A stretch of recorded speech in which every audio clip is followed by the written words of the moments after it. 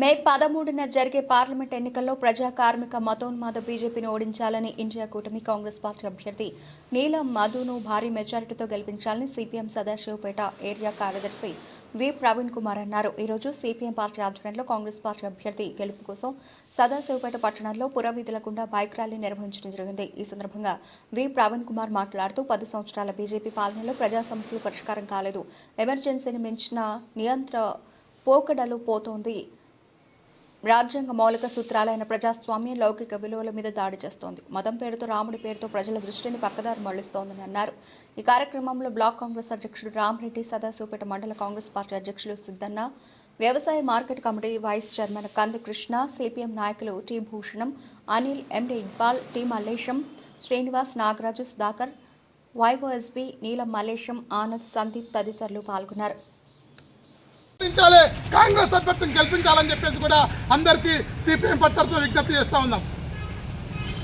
హక్కులు కాలర్ వస్తూ ఉంది. కార్మిక చట్టాలు మొత్తం ఈ రోజు లేకుండా పెట్టుబడులకు అనుకూలంగా ఈరోజు చట్టాలు తయారు చేస్తూ ఉంది. ఈరోజు భారతదేశం యొక్క సంపద 100 కోట్ల మంది సంపద ఈరోజు కేవలం 21% మందికే ఈరోజు చేరుతా ఉంది. అంటే పెద్ద పెద్ద పెట్టుబడిదారులకు, కార్పొరేట్ సంస్థల కోసం ఈ ప్రభుత్వం పనిచేస్తూ ఉంది. ఈ 10 సంవత్సరాల కాలంలో 16 లక్షల కోట్ల రూపాయలు ఈరోజు పెట్టుబడిదారులకు బీజేపీ ప్రభుత్వం రాయితీలు ఇచ్చింది. అంటే ఈ ప్రభుత్వం ఎవరి పక్షాన ఉంది? కార్పొరేట్ పక్షాన ఉంది, పెట్టుబడిదారుల పక్షాన ఉంది. అందుకే ఈరోజు ఇండియా కూటమి అభ్యర్థి కాంగ్రెస్ పార్టీకి ఈరోజు సిపిఎం పార్టీ సంపూర్ణంగా బలపరుస్తా ఉన్నాం. గెలుపుకు హస్తం గుర్తుకే ఓడించండి మతోన్మాద బీజేపీని, ఓడించండి మతోన్మాద బీజేపీని. హస్తం గుర్తుకే, హస్తం గుర్తుకే కాంగ్రెస్ అభ్యర్థి నీలం మధు గారిని గెలుపుతాం. కాంగ్రెస్ అభ్యర్థి నీలం మధు గారిని.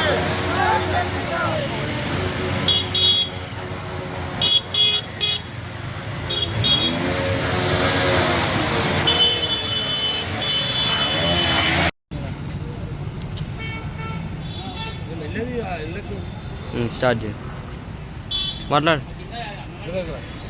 మే 13వ తారీఖు జరిగే సార్వత్రిక ఎన్నికల్లో మతోన్మాద బీజేపీని ఓడించాలని ఇండియా కూటమి అభ్యర్థి అయిన కాంగ్రెస్ పార్టీ అభ్యర్థి నీలం మధు గెలిపించాలని చెప్పేసి ఈరోజు సదాశివపేట పట్టణంలో సిపిఎం పార్టీ ఆధ్వర్యంలో బైక్ ర్యాలీ నిర్వహించడం జరిగింది.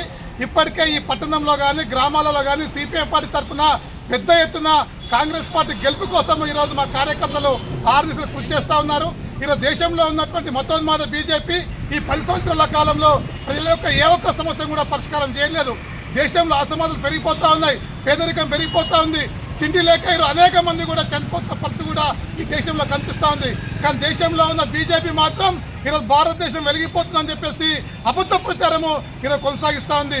ఈరోజు భారతదేశం కనుక చూసుకుంటే ప్రపంచంలో ఉన్నటువంటి 120 దేశాలు పోలిస్తే 111 స్థానంలో ఈరోజు పేదరికంలో ఉన్నామని చెప్పేసి అనేక సమస్యలు చెప్తా ఉన్నాయి.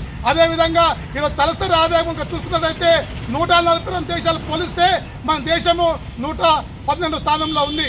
అంటే ఈరోజు భారతదేశంలో పేదరికం ఏ స్థాయిలో ఉందో ఒకసారి పరిశీలన చేసుకోవాల్సిన అవసరం కూడా ఉంది.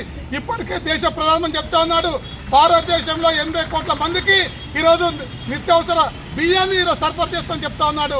అంటే ఈరోజు